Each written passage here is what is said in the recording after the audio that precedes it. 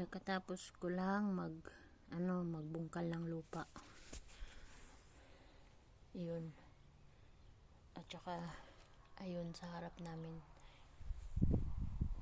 Tapos yung andon.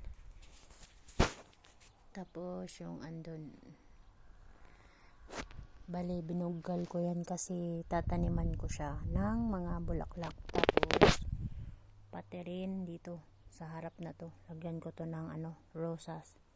Yung red tsaka yung kulay golden. Tapos ito rin.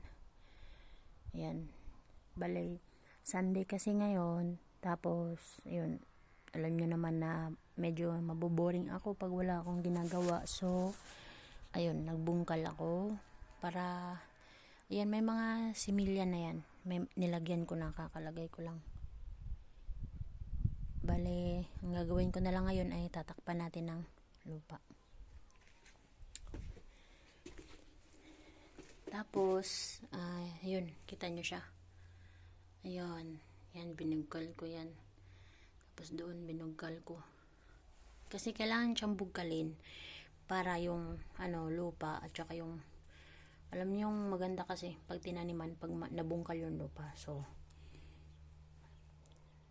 na natin, lagyan na natin ng lupa. May lupa sa loob dyan. Tapos, lagyan natin ng lupa, takpan. Yung lupa na yan ay may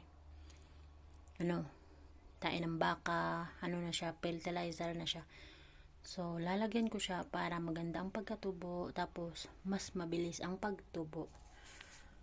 Ayan, yung balde na green.